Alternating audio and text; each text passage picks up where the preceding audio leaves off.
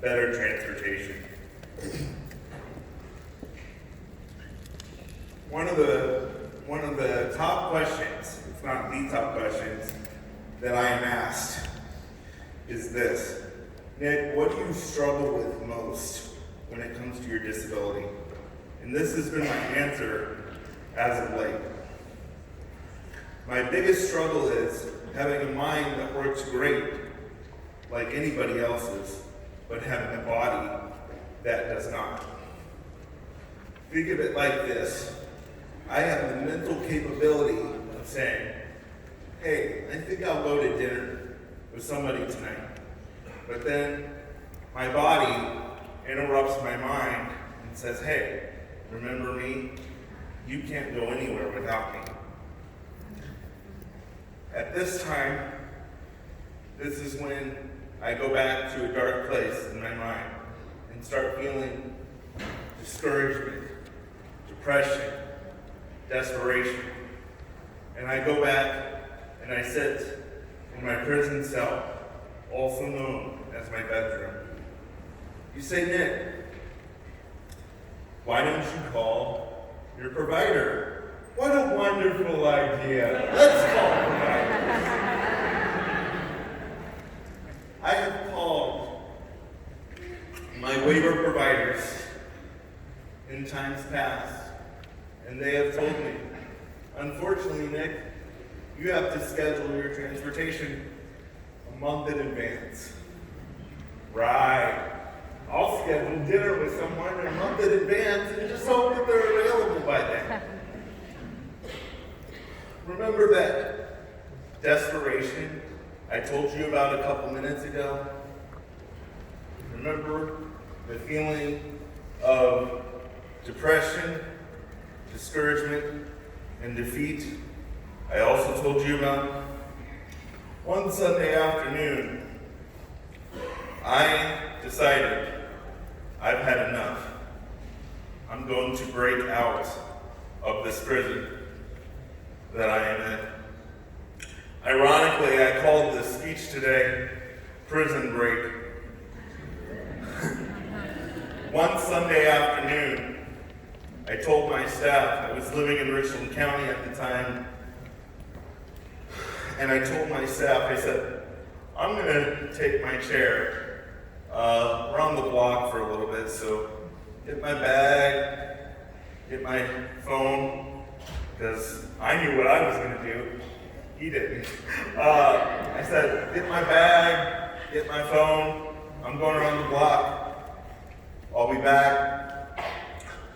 Little did he know, I went back in my home office at the time. I Googled the nearest McDonald's. And how many of you are familiar with Mansfield? Is there anybody here? Lisa's familiar with it, but she lives in Coshocton, so anyway. So Mansfield, I lived right off Lexington Avenue. And if you're familiar with Lexington Avenue, they have absolutely no sidewalks. And the sidewalks that they do have, I should correct myself, are very messed up. And let's just say I went on a journey that I would never forget. So I started off going to McDonald's, and I'm not advocating for anybody to drive their wheelchair or scooter down a busy street. But hey, I was hungry and I needed a quarter pounder really bad. So,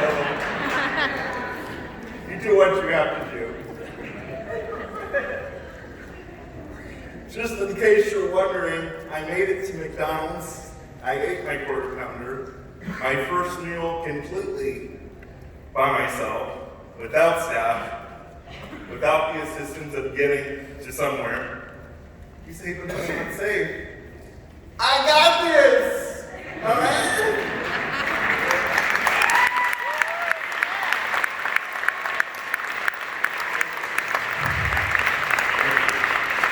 Now, needless to say, my team at Richland County at the time was freaked out. I love doing that. Because the next week I drove down to get me some ice cream on another busy street. Well, let me get back to the McDonald's trip. On my way back, I was halfway home, and I got pulled over by a state trooper. I said, "What's up?"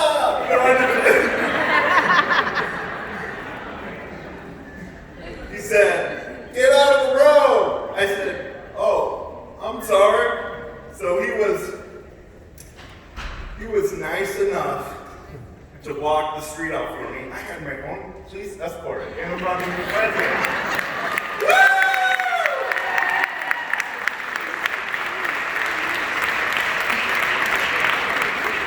Now, if you're a senator or a representative in here, the goal for this speech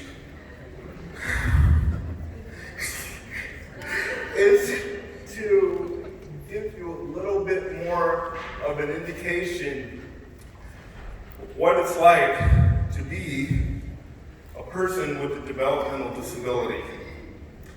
And if you're saying what you did is not safe, you're right. It sure as heck was fun. But this is why I am here today.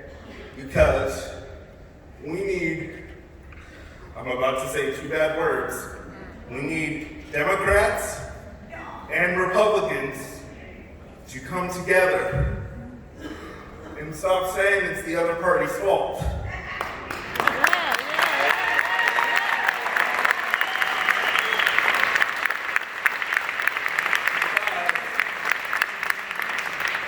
Because it is the only way people with disabilities will have more fulfilling lives.